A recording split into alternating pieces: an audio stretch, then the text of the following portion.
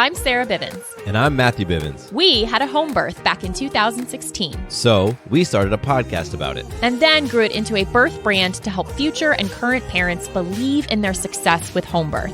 This is the place to hear home birth stories, along with helpful resources and tips to feel empowered and supported in your birth journey. This is Doing It at Home. Welcome home, everyone. Thank you for joining us. Today is our second home birth story.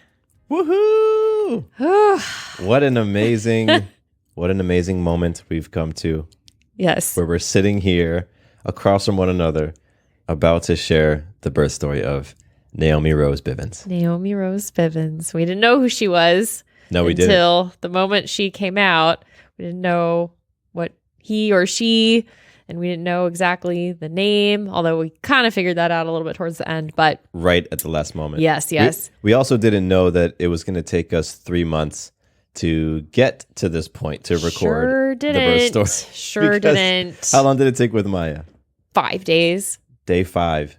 We sat in the bed with a recorder in between us. She was on my chest. Told the story. Yep. And it's funny because I'm sure a lot of parents can relate with different things in your life. It might not be recording for your podcast, but if it's pictures or things you might do, I think there is always just kind of the effect of second kid.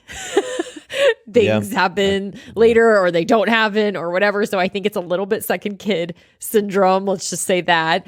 But then we've had a very different postpartum. I've had a very different postpartum healing journey, and just our whole process has been. Life has been different. Life has been different so much. And I feel like we'll get into that more in other conversations. I personally would love to sit down and have some chats, and even maybe solo by myself, talking about processing this postpartum. So we've been quiet. We haven't shared a whole lot. We haven't been out there in the world. We haven't published anything new. We haven't been on social media or sent out any emails really since sharing about the birth, and that was just an Instagram post to just share that she was here. So I'm sure we have listeners that don't have Instagram, and so never even maybe saw that, and maybe just heard through the grapevine or whatnot. But it's just been a personal choice to kind of be quiet and be nesting, and then also to be healing and to be integrating, because it's been a wild ride. And I want to give that its own conversation. I really do want to focus on the birth, and give that its space.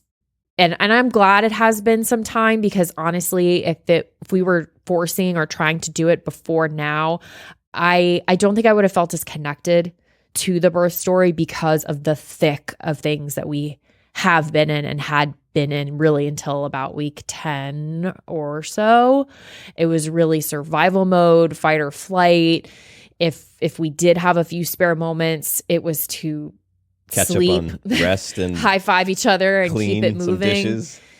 So feed our other child. Yeah, all of that to say that all in divine time. Yeah. So we are here. Thank you for your patience. Thank you for the space holding and all the love and well wishes, especially for those who did see when we made the announcement that baby Naomi is here.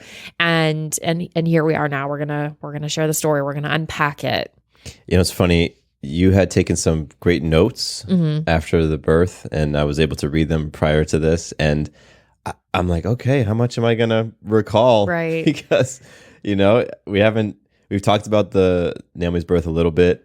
And we have some amazing photos to document everything. I'm which is really so cool. excited to share those. We did a birth photographer We'll put those out finally. Yeah. I put one or two after she was born to just kind of share us all snuggled up in the bed, but I didn't want to share any of the labor or birth, because I didn't want to give away too many details without us having been able to talk about them, because there are some things there's some things in the photos that will make sense once you hear the story, but I feel like if I had just posted those without context, there could have been some confusion or people might have had questions. And so this is where we can do all of that. Yeah.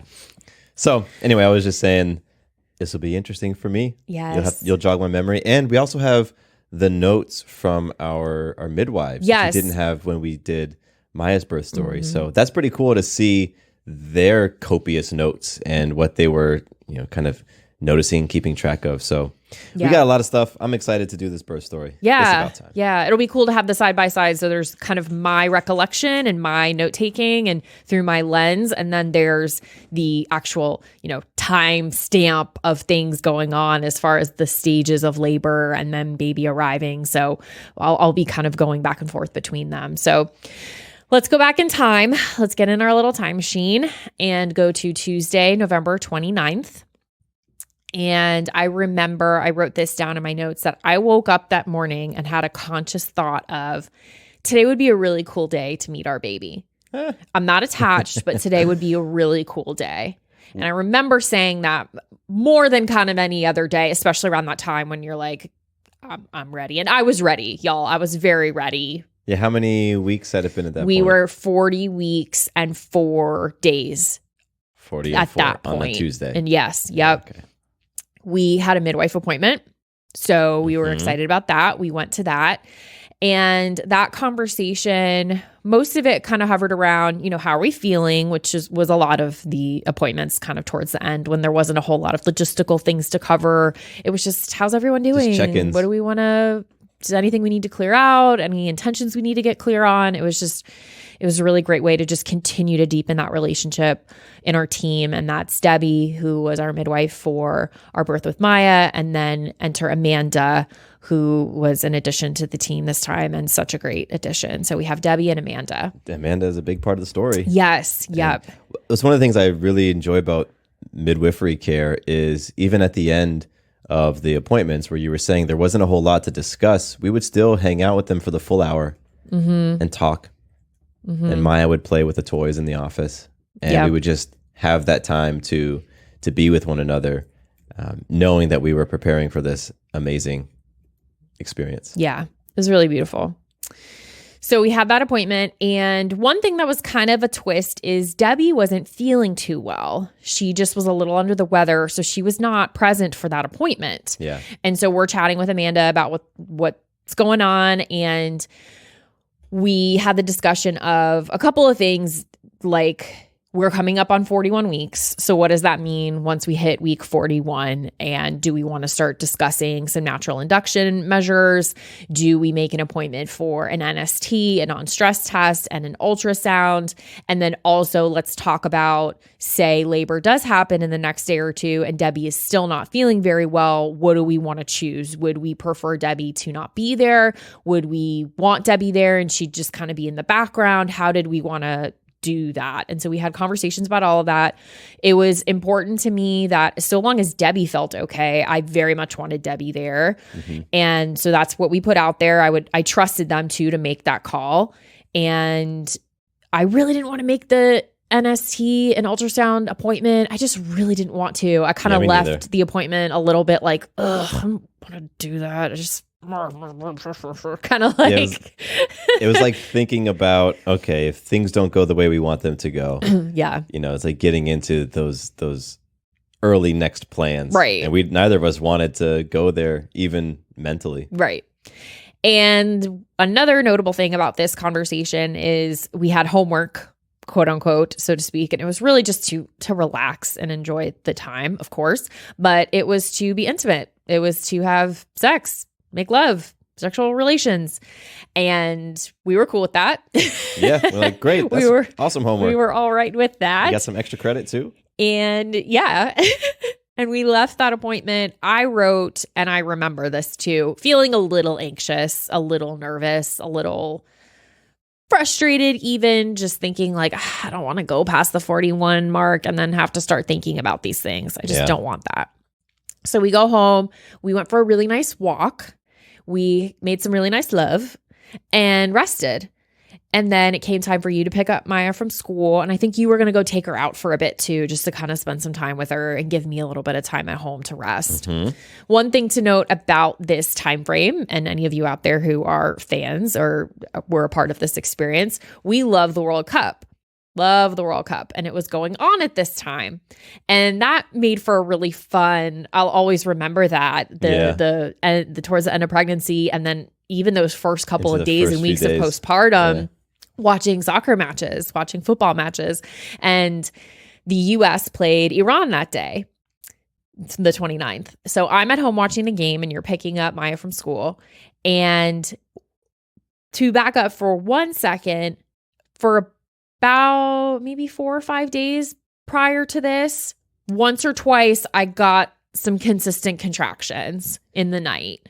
And they wouldn't they also come in the early afternoon? Yeah, they'd kind of turn off and on. And it would go for a few hours and then it would stop. And it was nothing really to write home about. It was enough to notice. But it was enough to notice. Yes, absolutely. And it was the 4 or 5 days prior to the 29th. So we're talking like the 24th all the way up until the 29th. Yes. You would feel for a small couple of hour window contractions. Right.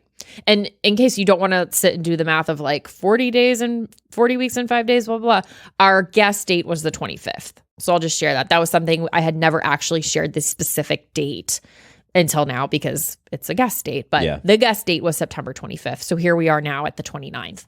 So I'm watching the match at home. You're out. And I noticed them start again. And we had kind of just gotten in the habit of when I started feeling that, let's just make note of the time. Let's just, for purposes.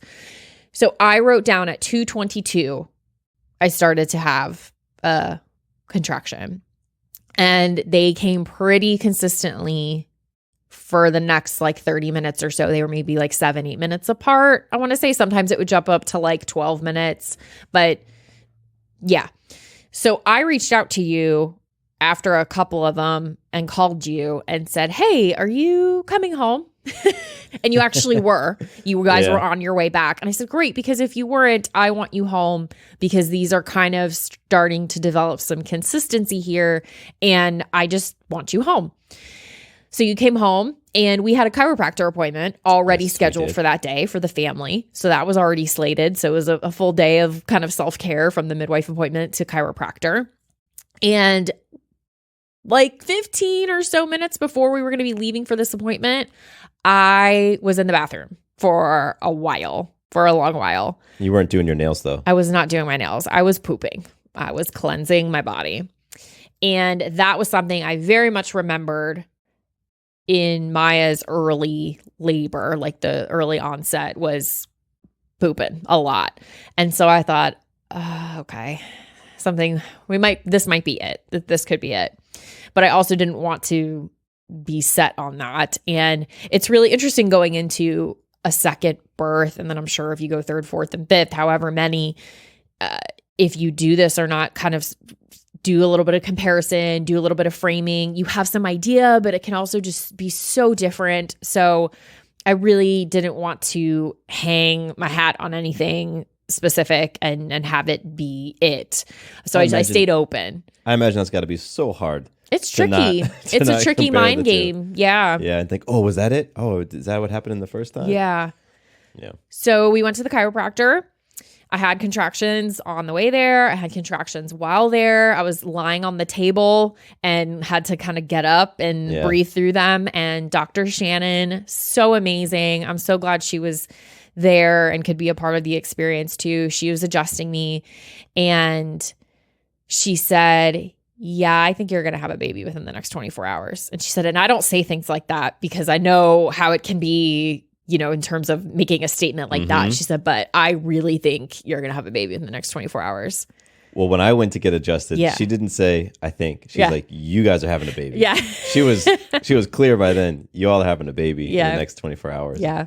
And just again to say during that time that you started timing them, or you started noticing them at 2:22, and a couple hours later we're at the chiropractor. That's still within the window of contractions, that the window of time that you had been experiencing for the past 5 days. Yeah. So you and I were kind of like, all right, we're going to take notice of this, but at the same time, this has been going on for 4 or 5 days now. So it was cool to hear Dr. Shannon say with such conviction that you guys are going to have a baby. Ooh, I thought, okay, all right. And it was also cool to get adjusted within the 12-hour window of birth. That was pretty neat, and have that experience the previous birth.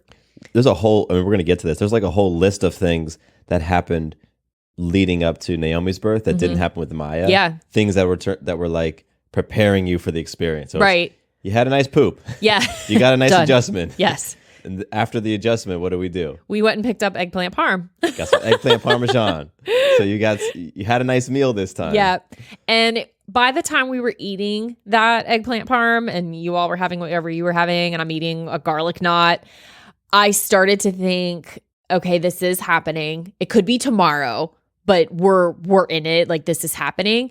And my next thought was, gosh, I really hope I don't throw this up in a few hours. I really don't want to see this eggplant parm come back up in a few hours. But at the same time, one thing that I vividly remember about Maya's birth is that I was pretty taxed. I had a low tank as far as food and hydration was concerned. And I was very adamant about being well fueled for this birth. If I wasn't going to be able to sleep, like if it wasn't going to be a birth that started after a full night's sleep, I was going to do everything I could to be well fueled. So I ate and just trusted, like, hey, if I'm going to throw up, I'm going to throw up, because I threw up in transition with Maya and I was drinking a lot. So I was drinking water and the hydration packs, those needed hydration packs. I have to put a plug in for the needed hydration packs. So amazing. Mixed it with some coconut water and I was feeling good as far as eating and drinking is concerned. And that was something I was very personally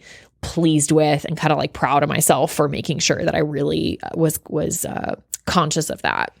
I remember picking up the eggplant parm when Maya and I went into the restaurant, and we got a big black and white cookie for you as well. I love black and white cookies. And I remember thinking, is this gonna come back? Yeah, like, I didn't eat any of it. No, you didn't. No, Maya had it. I think that was a strategic, instinctual choice to not have a black and white cookie. Well, I thought the eggplant parm might be coming back up. But it didn't. Yes. Okay. So continuing to move through the contractions after dinner, and we had some family time. So we put on AFV, America's Funniest Home Videos. That's our show. Maya loves it. Loves it. So we had that on in the background, which oddly enough, I didn't look at the TV a whole lot. I knew it was going on, but something about watching other people like knock over, get hit in the vomiting, in the groin, all the things while I was moving through contraction was really not the thing to do. That's so funny. And every once in a while, I would get down on all fours. Maya would get on the floor with me and breathe with me. At this point, we're probably around like 7 o'clock, maybe. So. Yeah, I would say, because we ate dinner around 5, 6, and then we're doing our family time. Mm-hmm. And you are on the floor in front of the couch, which we have pictures of, which is cool. And then I remember walking up and down the hallway a little bit. Same thing. I got on all fours in the middle of the hallway, and you snapped a photo of Maya kind of in tabletop with me. With you, yeah. And at that point too, I think we both either just knew, or maybe I said the word, let's reach out to Amanda as a heads up, because maybe we don't need them until the early morning hours, but it would be nice to give them a heads up, like to do whatever they need to do. Maybe they need to cancel plans. Maybe they need to, Amanda has kids. Maybe she needs to arrange for her kids or something. So we reached out to Amanda, and I have screenshots of that on my phone actually to keep just for the future of when you reached out to Amanda, just letting her know and stuff. What time was that? 6:18. Okay. So at 6:18, we reached out to Amanda. Yep. I had a whiteboard, and at 7:06 is when I started using the whiteboard to track the contractions. Mm-hmm. And so that's when my log of things start, and everything is 1 minute apart. Yeah. Excuse me. They lasted for 1 minute, and they were anywhere from 8 to 10 minutes apart. Yeah. So you said, hey, Amanda, this is Matthew using Sarah's phone. Sarah just had a bit of bloody show. Okay. So that started happening. Contractions have been steady since about 3 p.m. In the last hour, they're lasting about 45 seconds and are coming every 5 to 7 minutes. Just a heads up. And so then you guys spoke on the phone. That's a great message, by the way. Great job, Matthew. Yeah. Great job. She got all the necessary information, I think. Yep. And then there was a check-in a little bit after that, and you just said we were flowing steadily. Nothing's really picked up since you guys spoke on the phone. Still about contractions lasting around a minute and around 5 to 7 minutes apart, and of medium intensity. And that was a thing you guys were talking about too, because I thought this isn't that intense. And that can be misleading, especially if you're a second, third, fourth time birther. Like that might not necessarily mean it's not happening and it's not productive. I've heard so many stories. Mm-hmm. Yep. So many stories where it's like, oh, it wasn't that intense. And all of a sudden, baby's coming. Mm-hmm. So Amanda actually said to you, I'll remind you that labor doesn't have to feel as intense as she will recall with Maya for it to be moving along. Yeah. Yeah. So let's see. We moved into the bathroom where I wanted to get in the bathtub. And that was similar to our birth with Maya. I wanted to hang out in the bathtub. So this isn't the blow up birth pool we're talking here. We're talking just the normal sized bathtub in our bathroom. And Maya hung out on the floor of the bathroom while I sat in the bathtub and you sat on the toilet closed. Not using the bathroom. You were sitting there hanging out just in case anyone needed that clarification. And you were continuing to time and just kind of be a support. And you have a photo of that too, of Maya hanging out. Sweetest. Yeah. It's the sweetest photo. So it was at 8:50 that we made that transition into the bathtub. Okay. This is wow, time goes by fast, huh? Yeah, it's a good hour past Maya's bedtime. So she was exhausted. So we're clear that things are happening at this point. Another thing to note with you and this time around with this labor was you were able to communicate in between the contractions. Yes. That was not the case with Maya. With Maya, it was when it started, you were locked in. You were fully locked in, and that, it was game on. Yeah. But while we were watching AFV and while we were doing that stuff, you would feel the pressure wave contraction, and then we would chit chat and we would crack jokes, and then you would feel another one. Yeah. So thank you for reminding me of that, because that is a very significant difference. And probably the biggest one I would share is with Maya. It felt like one long, dragged out, dull contraction from which I really didn't come out of. And I was very internal and I was very quiet and just with that. And I really, if I did communicate, it was very short and it was for essential purposes. It wasn't to like have dialogue about anything. Whereas with Naomi's birth, they were so sharp and intense for that minute. And then when it was over, I could hold a conversation. I could crack a joke. That was very bizarre for me to have this very clear, like an off and on switch. It was very interesting, but I would say the contractions were more intense. They were sharp. They were very sharp. And it allowed, during those couple hours when you were feeling them, it allowed Maya to participate in the movements, getting on all fours. That's what we were talking about. And then you moved into the bathtub. We all followed you into the bathroom. We took that beautiful photo. And this feels like a great time to take our first break. What do you think? Yes, let's do it. So that pause was fitting because we actually had to physically pause to go take care of the baby for a little bit. Yes, we did. Because we thought she was asleep and she said, nah, guys, I'm awake. So here we are. And also, I think it's important to mention, because it's part of the story and I think it's a very fitting backdrop. There was a crazy thunderstorm that night. Crazy. Do you remember it? Oh, absolutely. It was like loud claps of thunder, lightning, and the power was flickering a little bit. A little bit. I just thought, that'd be interesting. I don't mind birthing to candlelight, but I want power. Like I want that ability.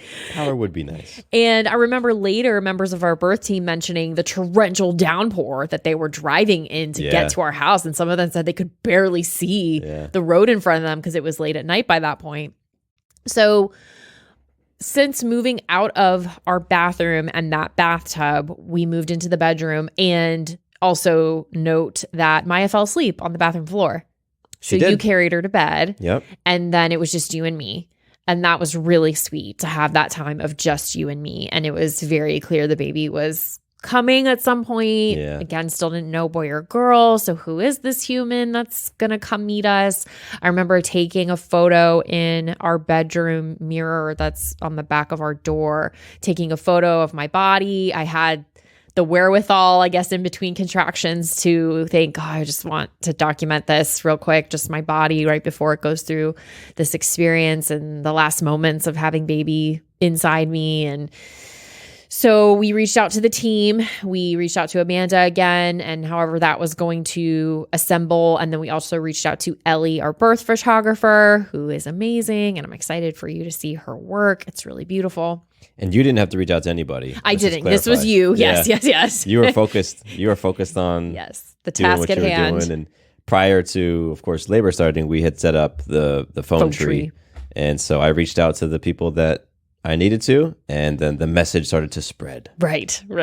I think I sent our friend Erica some sort of emoji, like it's go time or something like. Because you had just gotten into GIFs around this time. You had just a jiffy. I feel like now I'm hip to what the kids are doing using the GIF GIFs. Yeah, the GIF GIFs. So anyway, you did that, and then we could just be present. And I remember being in our bedroom. And we had the birth ball in there or a yoga ball. And so I was bouncing on that for a bit, moving around.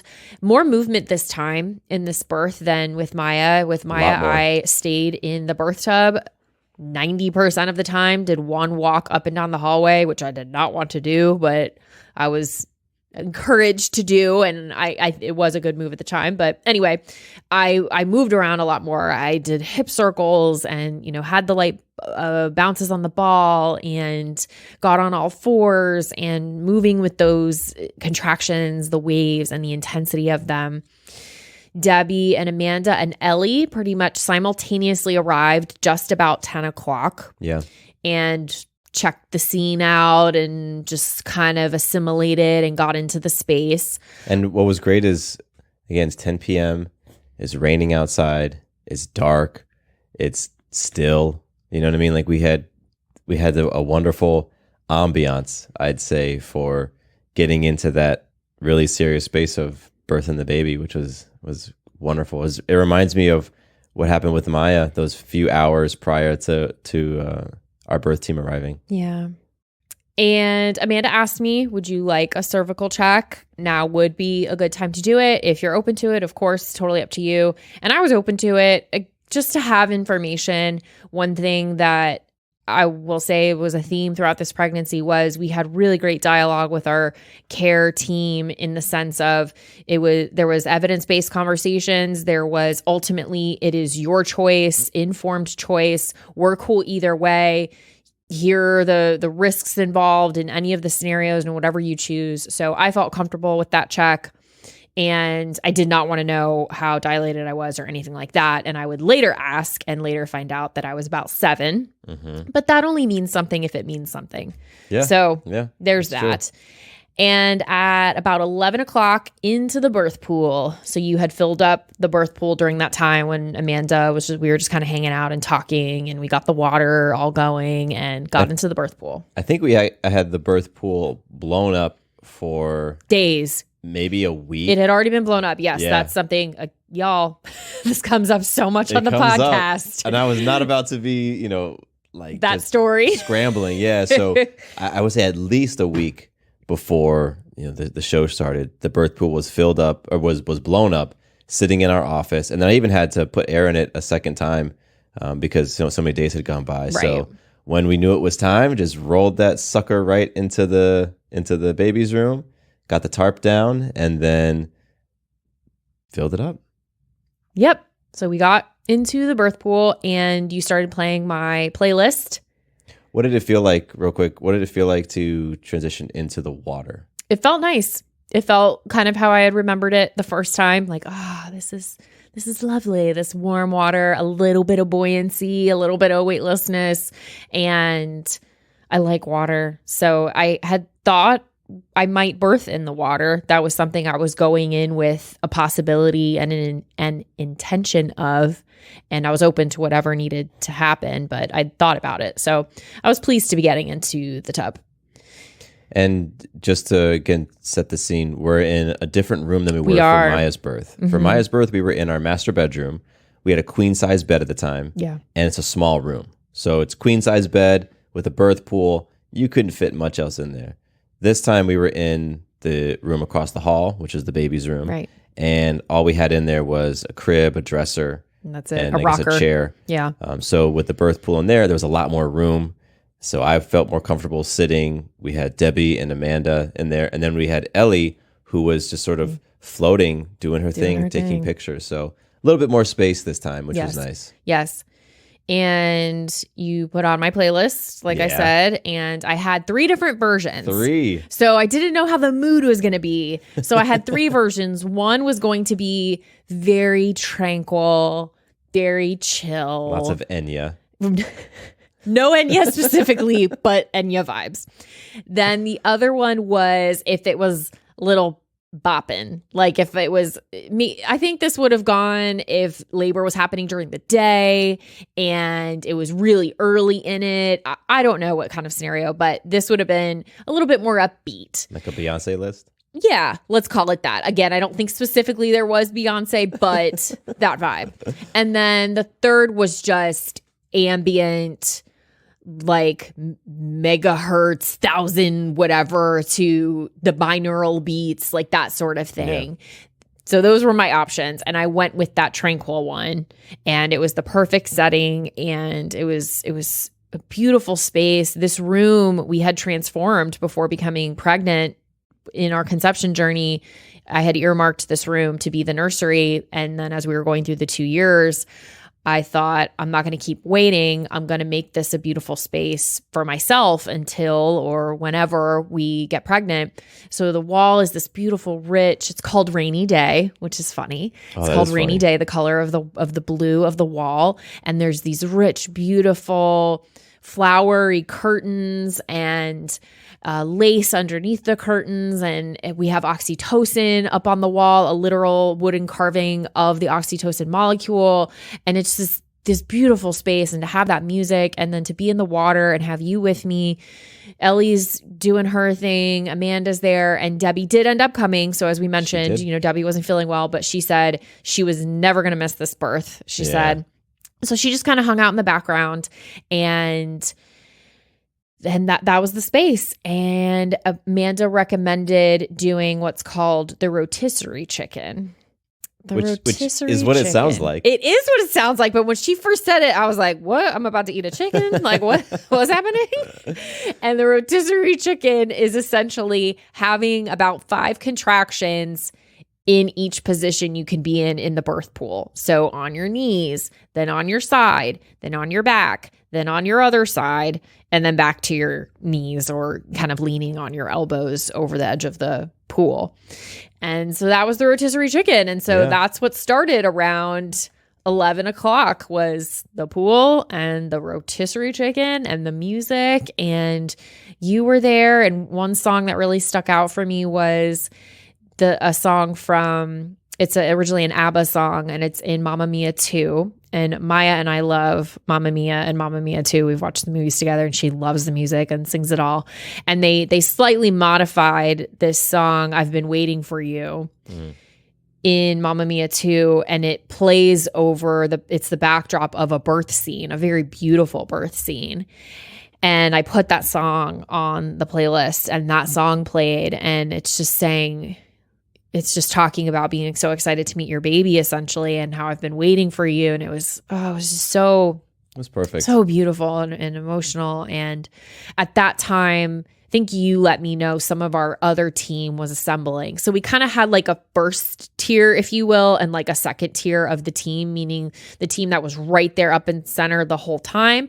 And then team members that were called upon to come into the room when I asked for them and things like that. And they could kind of allow you a second to use the bathroom or get food or water or whatever you needed to do. And so that kind of started at that point too. I called some people in one by one and had some sisterly love and goddess energy that was really beautiful. And before we get into this phase, I wanted to go back about my thoughts on that time in the room, because it stood out to me so much, because we had talked about what you wanted to experience in this birth. And I remember sitting in that room, the music was playing, you were just breathing through the contractions, softly doing your thing in the water. And myself, Debbie, Amanda, and Ellie are just sitting there. Debbie was on her computer taking notes. Amanda was just watching. Ellie was snapping photos or just sitting down. And this music was playing. And I was just struck with this feeling of, wow, like this is unfolding the way that Sarah had envisioned it. And it was so cool. It was so cool because there were times in Maya's birth where it wasn't necessarily unfolding the way that you had envisioned. So to set those intentions, to have that vision, and to just experience it in real time unfold that way was very cool for me. And so I actually stepped out of the room and I took out my camera and I recorded. And I started in the hallway, and you can hear, it was like one of the classical. It was a classical, yeah. Yeah, it was a classical music song you had, and you could hear in the background. And then I just panned into the room, and it was so chill.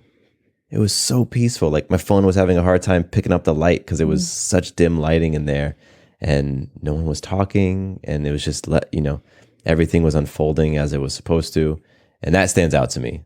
That was a really great moment. And then the rest of our team arrived, and one by one you would request to have people come into the room. So I would go out to the living room, and we had expressed to everybody beforehand, hey, the living room with the TV and the kitchen, that's all the staging area. Sure. Bring food, watch what you want, hang out, have fun, play cards. And then one by one, you would say, I would like to, see Nancy, or I'd like to see Erica. And so people would come into the room. So that was beautiful. Yeah. So I'm feeling myself back there. Yeah. Again, as we're talking about it in a really beautiful, sweet way, because like we mentioned, these last 3 months have been crazy, and I just don't think I felt as connected to the birth story because of how wild the last 3 months have been. And even in those first couple of days, it was blissful and delirious, but the birth was also very intense for me in different ways. And so it's just taken a while to be at this point of talking about it. Anyway, another thing, which we'll have to have a sidebar conversation with Maya about this experience, because mind you, she's still sleeping during this time. But one of the things she will comment on, I imagine, is during that video, I think you captured this too, our hallway. Our hallway was lined with the equipment, all the gear, the bags, and the midwife gear was all lining the hallway. So that was part of the scene as well. So I got out of the water a couple of times to use the bathroom. And at one point I had a banana, which was really great, and another electrolyte drink, another hydration support pack.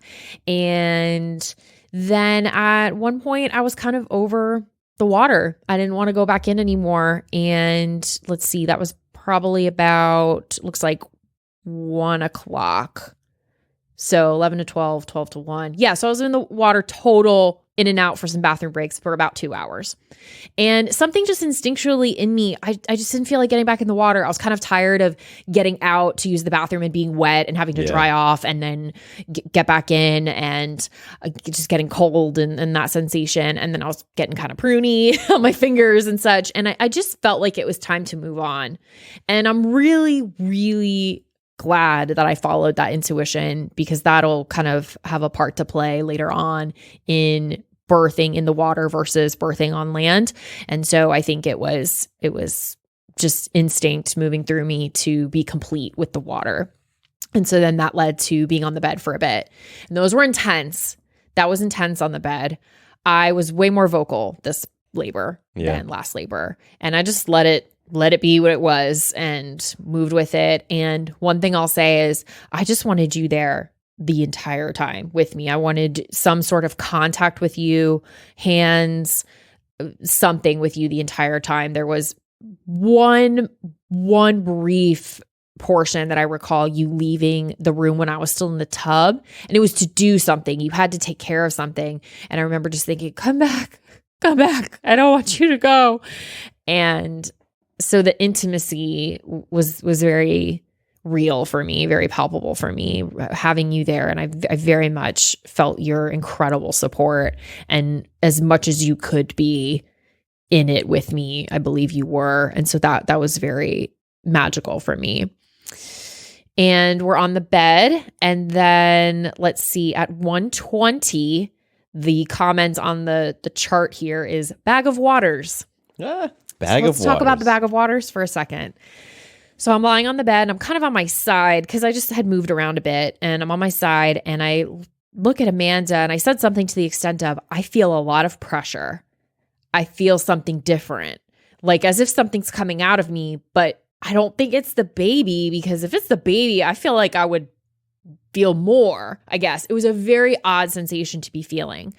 And they're kind of seeing this bulge, the bag of intact waters, and they're thinking, oh, okay, cool.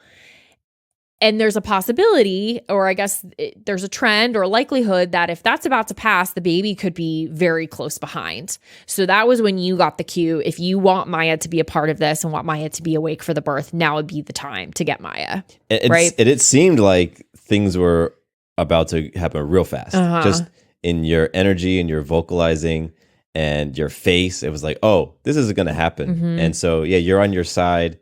And your leg is up in the air. And I think Amanda's supporting your leg. Yep. And so they then made it real clear, hey, this could happen right now. Right. So I think we had the rest of our team in the room. I think, was it Nancy that went and got Maya? Someone did. Somebody went, and I walked out after them, and Maya was awakened. And she comes into the room to, a scene. Yeah.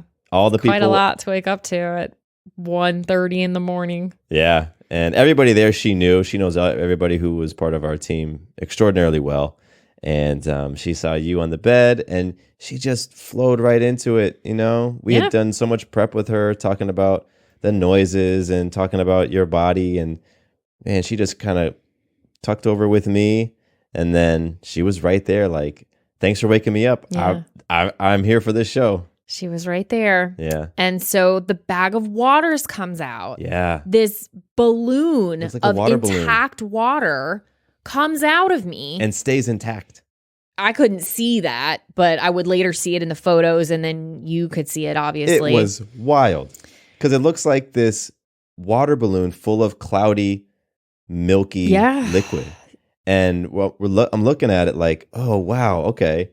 And they're saying, oh, it's the bag of waters. And then it just comes out fully like a big full water balloon that was still attached to you.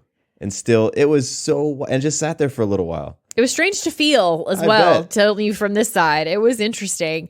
And so it was amazing. Here's where some things got goofy for me mentally, because this bag of waters comes out. You felt the energy rise up in the room. It was palpable, because I think there was this anticipation for a baby to be coming very shortly after. Yes. And I kind of felt that. And I thought, the baby's coming? Like, the baby's coming? Like, is the head there? Like, I started to do this mental back and forth, but I didn't feel like the baby was coming. I didn't feel pushy. I didn't feel like that's what was happening, yet the energy was saying that's what was happening. So I was very confused, and it created in me this thought of, okay, well, how much longer am I here like this for then? And do I want to just have the baby on the bed? Because if the baby's right there, I'll just push out the baby on the bed. That's fine. I never thought I'd be kind of on my back or anything close to that, but if we're here, let's do it. I'm cool. And so at that point, I did kind of get on my back, but was propped up a little bit.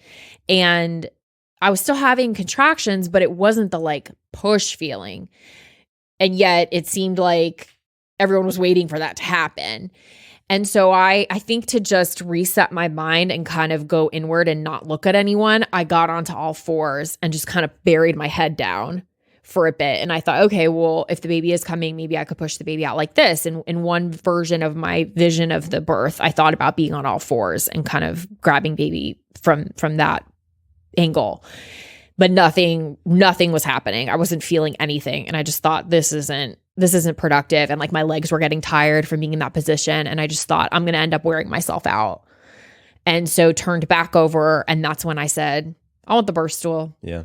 Let's do the birth stool. And I did not think that's what I would want. I didn't think I would even see that thing again or sit on it again. Not that I have any bad thing against the birth stool, but I guess I just thought I would want something different. And yet here I was asking for the birth stool. Do you think it was partially because it was a new position, or was it that it was familiar to you? Why do you think that after going from the water to the bed on your side, bed on your back, I felt like with that hiccup, that confusion of thinking the baby was coming, but the baby wasn't coming, and then not feeling the urge to push, yet knowing like we were moving along and it was getting closer to that happening. I just thought, what if I don't feel as strong in my ability to push out in this position on the bed, whereas I know I can do it on the stool. So I guess I just felt like if things have stalled a little bit, I believe that the stool will bring the momentum back in. And that's what I wanted. Makes sense. Yeah.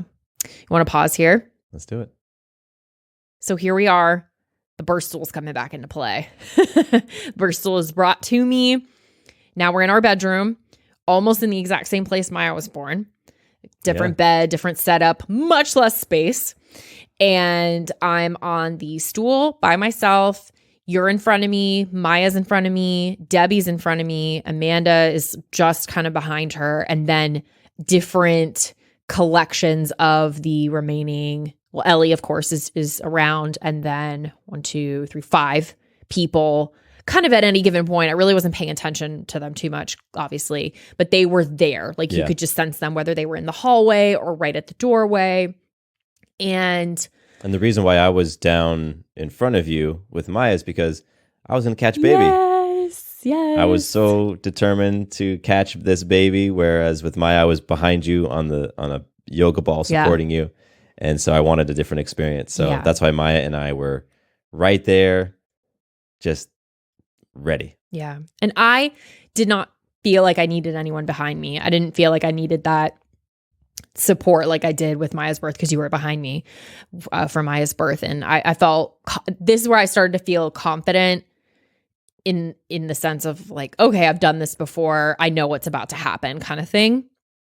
But it was so intense, so much more intense from the beginning of sitting on that stool than when I sat on the stool to birth Maya. When I sat on the stool to birth Maya, I had to get the feel for what my body was about to do, and I had to get familiar with it, and I had to practice almost. This was, I said I wanted momentum. I got momentum. So I'm sitting on this stool, and one thing I will note that I did different in labor is I wore a bra this time. When I birthed Maya, I was totally naked the whole time. And especially sitting on the stool while pushing, my boobs were like atop my belly. And you're doing a very rigorous, intense thing. And I remember, and you can see in the videos while birthing Maya, I'm constantly like lifting them up to wipe the sweat underneath my boobs because I was so uncomfortable. And these things were just hanging there. And so like a other sporting event or a physical athletic endeavor, I wanted a sports bra this time, and I'm very glad I made that choice. So it was very strategic, not necessarily for modesty, and I'm very happy I went with that this time. So here I am on the stool wearing my sports bra. And the feeling, the physicality of it, I don't know any sophisticated way to say this. It was all in my butt. All around my rectum and anus is where I felt the intensity of these contractions and of baby moving further down.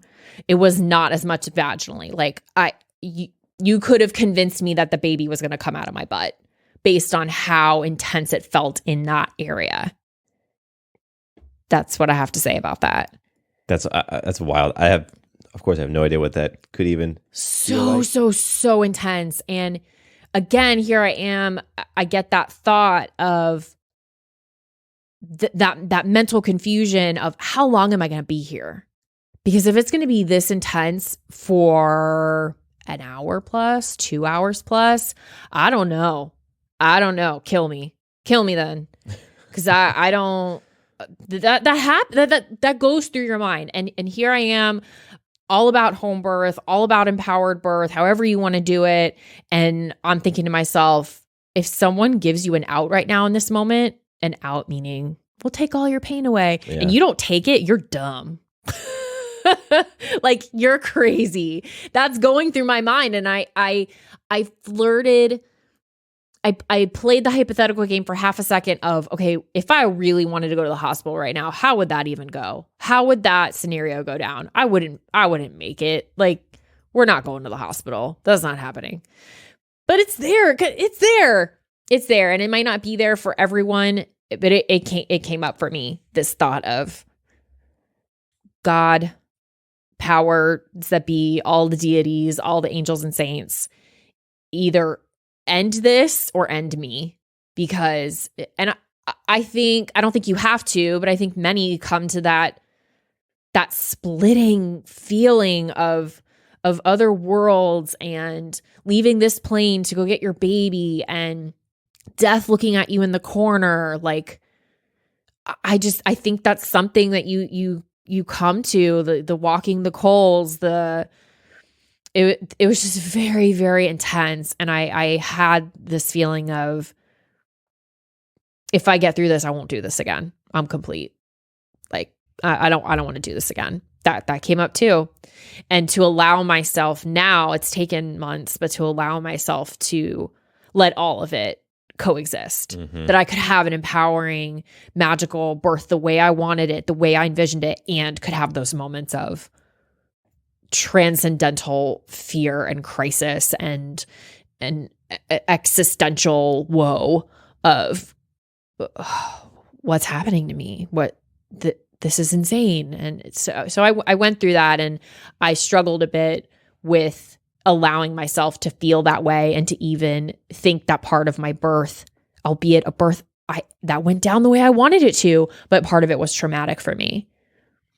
And so it was in those moments where you were facing all of that did it have you question the magic of the birth? Did it have you? That's a good question. I would not say that. No. It's just this huge thing that, like, I have reverence for, and even in that moment could have the awe for, but it was just so intense. Yeah. It was so physically intense. It was so, like, Maya's there, you're there. It was just a lot. I remember watching you go through this experience. How long would you say that you were on that stool before baby descended? About 20 minutes is what the timing puts it at.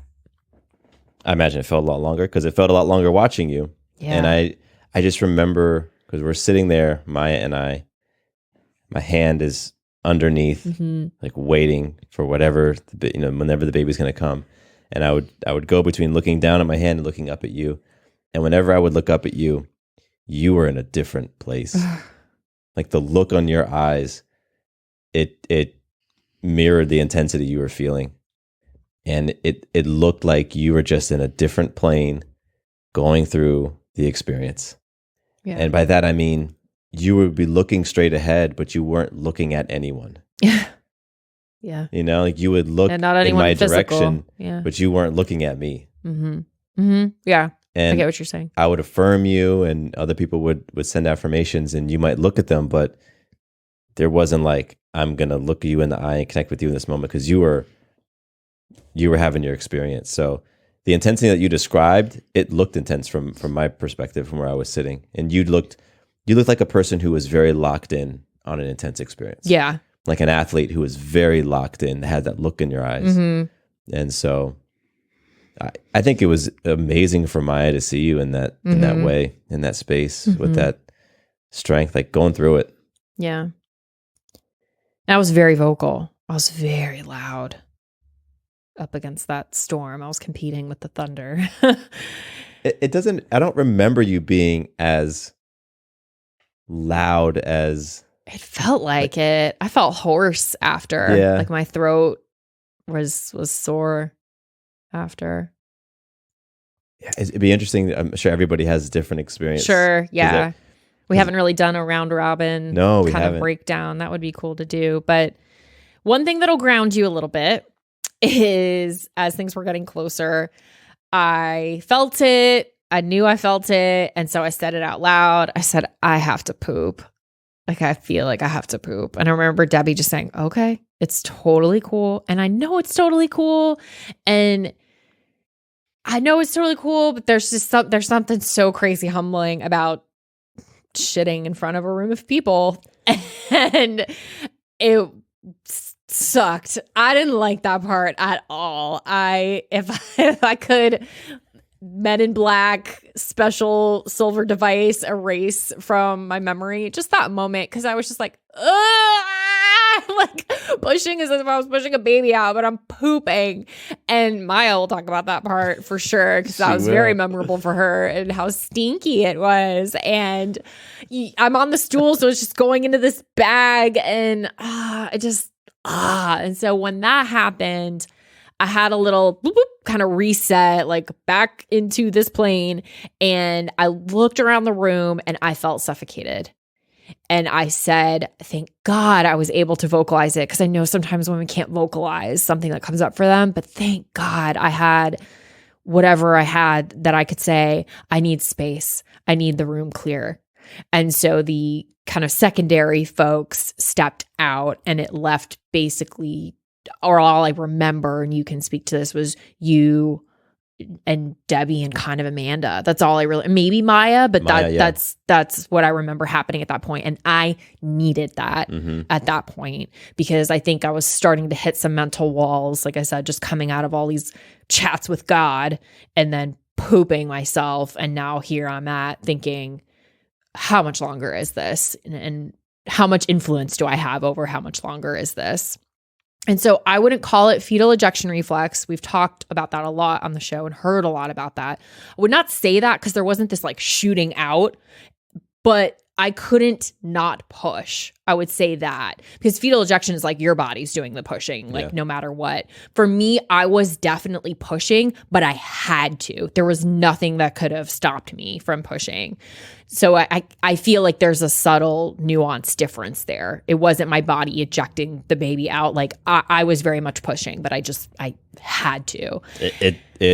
You looked like you were doing all the pushing. Yeah. I'll say that. Yep. And that was a fascinating experience for me, because when you did start pushing and it was really clear, okay, baby is there. You know, Debbie did a quick glance and said, I can see the head. And so at that point, you know, she's telling me, scoot closer, because baby could come out at any moment. And you're pushing with such intensity. That's when you started to get vocal. Oof. And what was wild is I'm watching and I'm seeing your body expand, and I'm seeing baby's head come down. And with every roar of your push and what seemed like you were doing everything to move mountains, her head would come out like a millimeter. And then you would breathe and do it again, and it would come out another millimeter. It seemed like such a slow progress. And you were doing it, you know, you were pushing baby out until her head fully came out. So just for reference, got on the birth stool at about 2 a.m. And at 2:20, her body came out of my body. And that was wild. So what do you remember from the moment she came out? And then I'll share what I remember. Okay. I remember feeling very clearly the descent and like, oh, a baby's coming out of me. I've felt this before. This is a baby coming out of me. And I knew you were going to catch him or her. So I had total trust in that. And I feel baby come out. I can see as I look down, a baby has come out of me. You have scooped up the baby. And then it had to have been a millisecond, you know, how this all goes down. I just saw all of the liquids coming out of me too onto baby's face as baby was kind of scooped by you. And I just thought, oh, I don't want that happening. Just this again happening in a millisecond. But my mind went with, oh, I don't want all this fluid flopping on the baby. So from your hands, I scooped the baby up, brought the baby to my chest. I can see nothing beyond the baby. So I'm not seeing anything of what you're seeing. I just see a baby on my chest, and I instinctually very quickly like sucked on baby's face, because I had heard about that and I had seen that in other births, that when there was some fluid and if they did need to be suctioned, that mom could just do it in a very primal, beautiful way. So I sucked on this baby's face, and then it seemed like everything was fine. And there was just something about this birth, whereas with Maya, I was very what's going on? What's happening? Is the baby okay? Am I okay? What's going on? With this, I just knew the baby was okay. I just knew. I knew everything was okay despite whatever might have been happening or you might have been seeing. I knew everything was okay. And so I immediately said to baby, "Hi, I'm so happy to see you. I'm so happy you're here." And that was my initial second perspective of baby coming out. I love that. I love hearing that part. Okay. Because there's parts of that I didn't experience. I didn't see. So you're pushing millimeter by millimeter, and it feels like it's hours of you pushing as me witnessing it. Baby's head is coming out, and I'm seeing on top of her head what I think is her umbilical cord. Yeah. And so there's this like thick cord looking thing, and it has a squiggle in it. And so it looks like a thick cord. And as her head starts to come out, the cord is covered in hair. And I'm like, what is this thing? Sarah, it was tripping me out. Yeah. And so as her head's coming out, I'm thinking, oh, there is something physically wrong with her. Like that's not supposed to be there. And so I had a split second moment of, oh my goodness, like what am I looking at? And then I had the realization, okay, if this was something really going on, Debbie would be signaling Amanda to be calling somebody. You know what I mean? Like there would be something happening. So that's not going on. So Matthew, chill the F out. So then I have my hands there and I'm just focused on, let me catch his baby, right? Like I'm gonna catch his baby. Don't slip. Because, in the bottom of the trash bag was stuff I didn't want the baby to get into. Like poop. Yeah, like poop. And so then millimeter by millimeter by millimeter. And then it was like baby got past her ear. And then all of a sudden, the rest. She just dropped. Yeah. Like there's that birth stool, that gravity for you. Just dropped, like having a bag full of tools that you just upside down, you unzip it. They just all fell, boom, and she just fell right out. And I caught her and scooped, and as you said, the cascade of fluid just poured. And so I caught her, scooped her out, and as I'm bringing her up, you were in action. And so I'm bringing her up, expecting to hand her to you, and I bring up and I look up and you're there already. And so here's the baby, and you grab baby and bring baby up. And when you do that, I got splashed in the face. I got splashed in the eye with all the stuff, the fluid. And so I'm rubbing my eye, and there's a picture of me and there's a video of me like smiling, like, oh, my baby just came. And I'm rubbing the juices out of my eye. And I didn't even know that you had suctioned her face. I had no idea. And I remember hearing that afterwards and thinking, that was such a badass move. Like that to me is so maternal, instinctual, like, just to put your mouth over her face and suck out all the stuff. I thought that was so cool that you did that. I don't think she needed it, but it was just something that I did. And when I had seen it in a birth, similar to what you're saying, I thought, would I do that? Would I do that? And apparently I would and did and do. But it's like hearing people say like, oh yeah, you change diapers, you get a little baby poop on your finger, you just wipe it on your pants and keep it moving. You think never. Like, oh, I would never do that. Never. And then I've definitely done that. Yeah, there's some on me right now probably. Wipe it and keep going. So please say what your additional perspective is that I had no sight on. I had no cognizance of what was happening. So baby comes out, she gets handed to you. I get splashed in the face with some fluid. I'm rubbing my eyes. The room is like, oh, the baby's here. And then I look over at you, and what I see is you're covered in blood. Dark, deep, red blood. Well, you said too that as I lifted her, this kind of geyser. It like sprayed. Because of how I lifted her, and you'll hear why it So I got hit in the face when I lifted her in a second. Not with blood. I got splashed with something else. Yeah, all the amniotic fluid. And so then I see the blood, and I hear you, in your amazing queen way, just talking to baby and just being so confident. I remember experiencing you like so confident with that moment. Like, hey baby, I felt you're so awesome. much more confident. Yeah. With Maya, I thought, what is this creature you just put on me? And what do I do with it? With this baby, I was like, hi, I'm so excited to see you. I'm so happy. I still didn't know boy or girl. No, we didn't know yet. Didn't know. So yeah, we see blood. So then at that point, Debbie and Amanda jump into action. Yep. Because Debbie had experienced that before with Maya. You stood up and right after Maya came out and there was blood. So then it felt very reminiscent for me. It was like, wow, okay, here we are again. It's the blood show. Isn't there a movie called There Will Be Blood? Yes, there is. That is a preface to my births, apparently. If we have a future one, we need to put on title. There Will Be Blood. The title for Maya's birth story was like Star Wars and kiddie pools. Yeah. And this one will be There Will Be Blood, Part 2. Yeah. And poop. There will be blood and poop. So, so the blood. So why was there blood like that? Well, you share. Her cord snapped. Yeah. Her cord had snapped as she came out. And so when I pulled her to me, again, I have no idea this is what's going on. I pull her to me. There is that splatter upward of blood because as I brought her to me, the blood that's coming out of her half of the cord that is now broken shot everywhere as I lifted her. And then it subsequently was all over me as well. Yep. And so the springing into action was clamp on both sides of this broken cord for both me and her. And Debbie and Amanda were on it so quick. So, like I said, I had no idea what was happening. I did not know that the cord had snapped maybe for a few more minutes until I was on the bed and could tell that that's what happened. Yeah. But we didn't know, like you and I, because when we saw the blood, it was, okay, my job is to be with Sarah and baby and Maya. Yeah. Because I was so aware of Maya being in the room, being present, and what is she going to think? Right. There's bleeding. So that was our job, was to just be with the girls.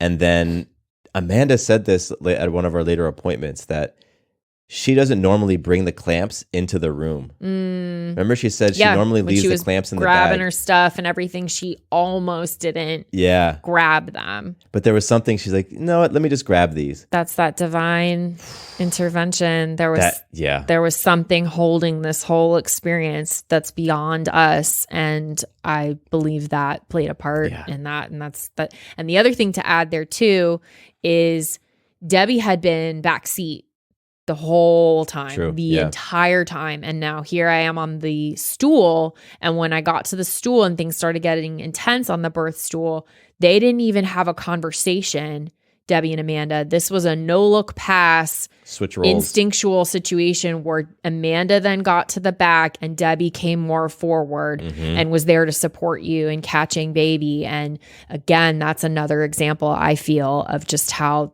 there was this divine magic at work for this experience. So I'm shuffled to the bed once again. So while I didn't necessarily know all of what was going on, it was very reminiscent and deja vu for me. Like, oh, I've just birthed the baby and I got to be shuffled to the bed immediately. I've done this before. Yeah. And plopped on the bed and baby's on my chest, wrapped up in a towel. Amanda lets me know, because we had talked about this beforehand, shooting me with Pitocin, that is, just to help with any sort of bleeding situation. Well, here we are. And so Amanda lets me know, I'm going to shoot you in the leg with Pit. And I was like, okay, cool. So she does that. And interestingly, I remember with Maya's birth, because she was so quiet, I thought maybe there was something wrong with her. And so I remember asking, and it's in the video, is she okay? Is she okay? Yeah. This time, I just knew the baby was fine. I just knew. But I was a little not sure about me for a second because of all the blood that I could see was everywhere now as I'm lying on the bed. And I just looked at Amanda. I said, am I okay? And she said, yep, you're fine. And I was like, okay, cool. And that's all I needed. And then at that point, things had been clamped. And that's when we pulled the towel back. And Maya was standing there and you were standing there next to me. I'll say even before that, before we revealed gender, in those moments of getting everything clamped and getting everything kind of stabilized, you're on the bed, we're talking to baby, and I'm looking at baby, and she looked a little discolored. Yeah, a little grayish. She looked a little grayish. She had lost some blood. Yeah, and so Debbie, I think Debbie said it. just rub her back. And so she was on my chest. She was on your chest. Eyes were open. She was crying, and but her just color was a little grayish, like you said. So that's what Maya and I were really doing. Maya was just in awe over the baby.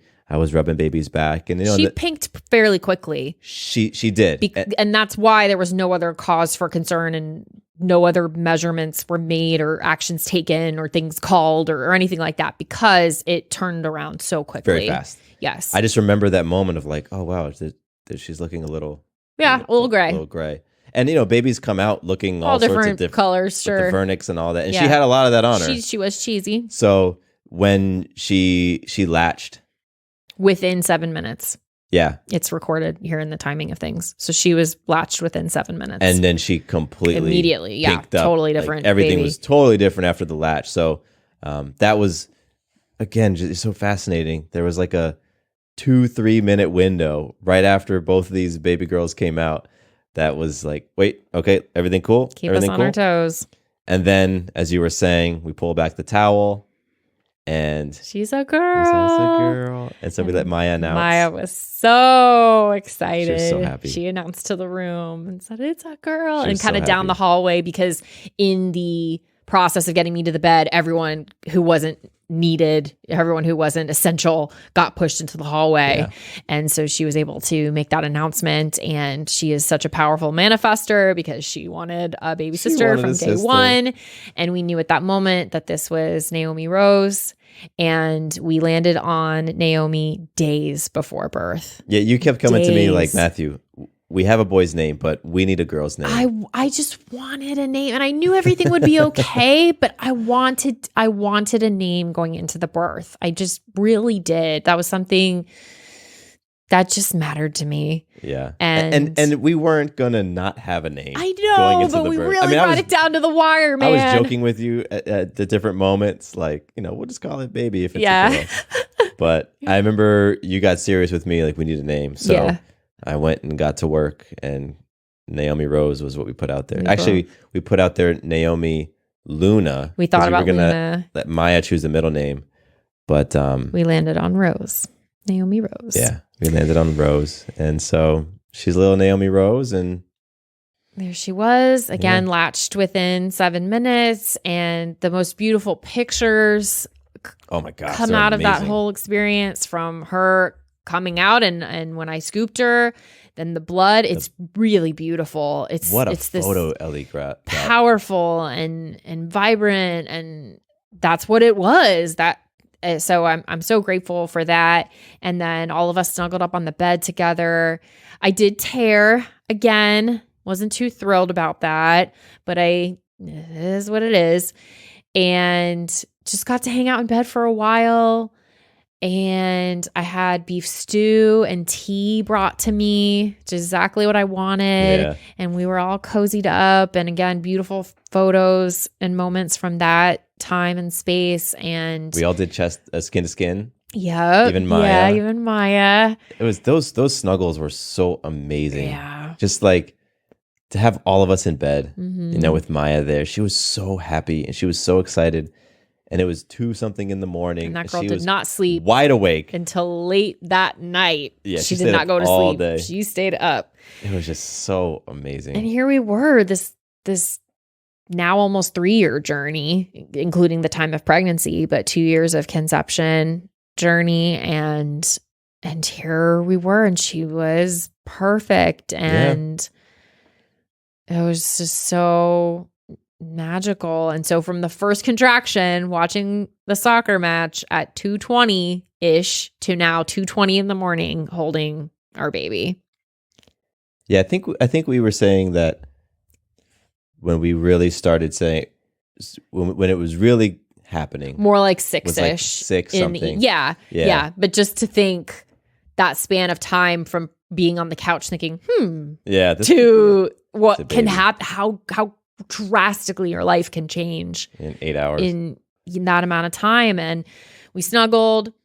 I got to shower, kind of hobbled a little bit to the shower there, and that felt great to just be in that hot water and shower everything off, and then be back in bed and get stitched up again.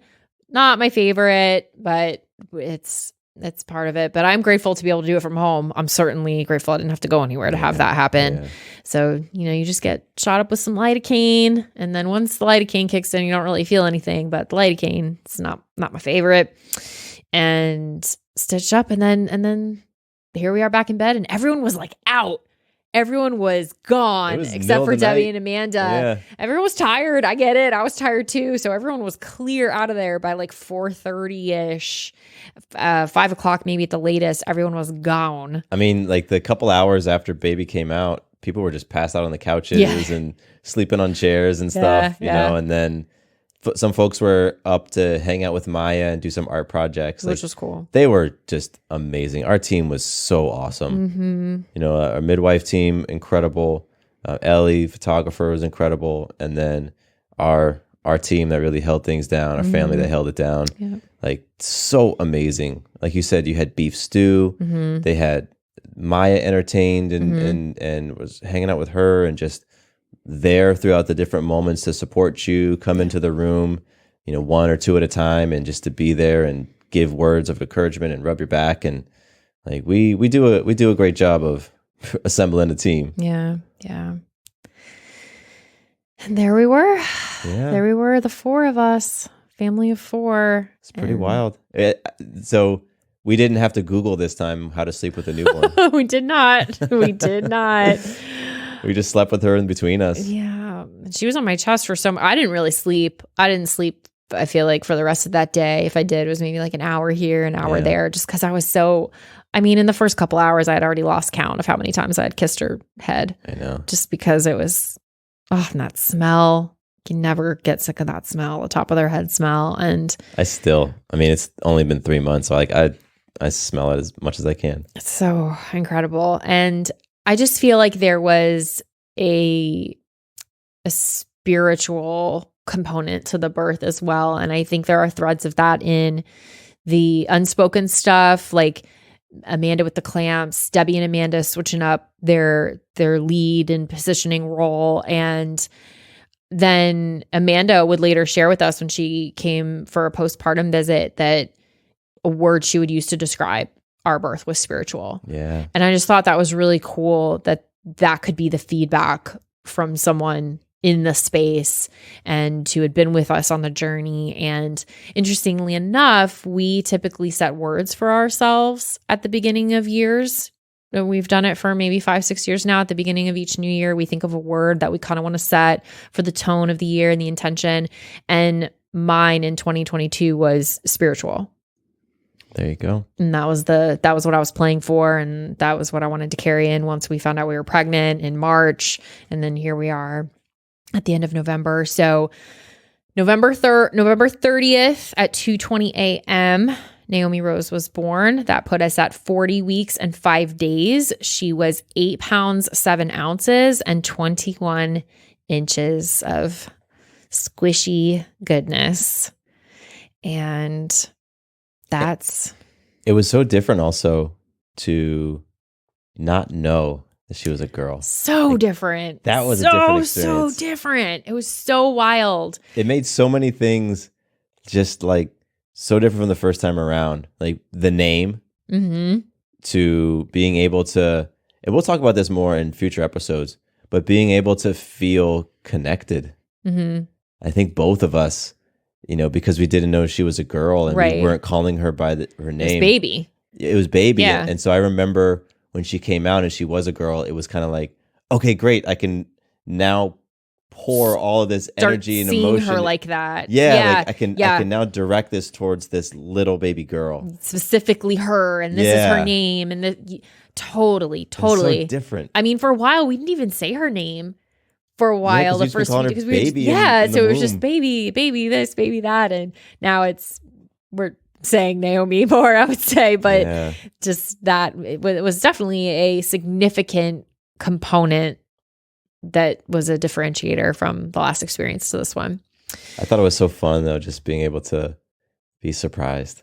Yeah, it was. Maya part of the surprise, I think it's very cool, and let's see. I think it would be great to talk to Maya. She's open to it. I talked to her about doing a recording with her. And just to let you know, in case you're wondering, Maya thinks the experience was incredible. Oh, yeah. She is not traumatized in any way. I know you were saying you were kind of mindful of her with the blood and things like that. She has all sorts of cool things to say about the birth of her baby sister. And yes, she jokes about the poop and she mentions the blood, but she says that I was actually quieter than she thought I would be. Yeah. And she was excited to be there at times before getting on the birth stool. There were pictures of Amanda letting her put on gloves and stuff. And she was in it, man. She really was. So if anyone's wondering or like you're curious, she is A-okay. More than that, she loved being a part of the experience. So, and it was so beautiful to be able to have her there and normalize the experience. And she's going to remember it. She's going to remember the birth of her sister. That's so cool.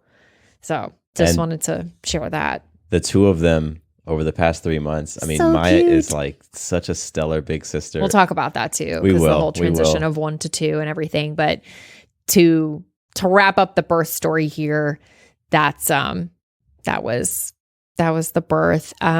If you could describe the birth in a couple of words, like if you could pick 3 words to describe it. Mm-hmm. Intense, spiritual, confident. I think I would say awe-inspiring, peaceful. Okay. And wow. That's a good one. I say peaceful for those moments where it was just quiet and intimate. And because it was. It very much was. Yeah. Yes. Gosh. You're amazing. I can't believe we did this. I can't believe we sat down and we were able to record this. It's taken us several hours with the starting and stopping. Stops, good grief. The actual runtime of this is far shorter than when we started. I think Maya's finished 2-3 movies by now. We did it. Oh my gosh. This feels almost as triumphant as the birth itself.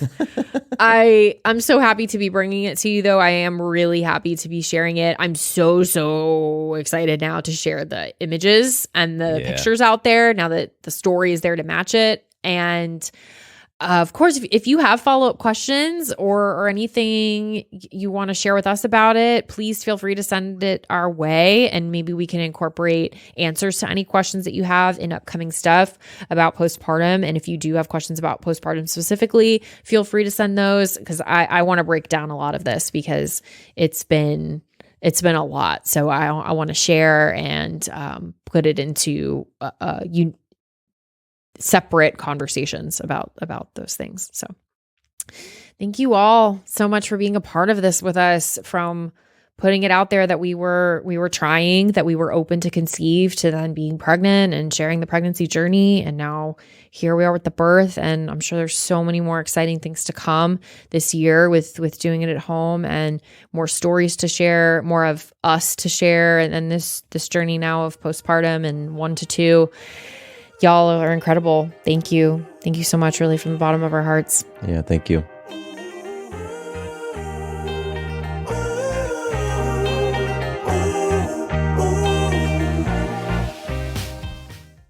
Quick note about the Doing It at Home podcast. Matthew and I are not doctors or medical professionals, and nothing we say should be taken as medical advice or opinion. If you have medical or health-related questions, please take them to a trained professional. We're here simply to entertain you with stories and conversations about pregnancy, birth, and parenthood.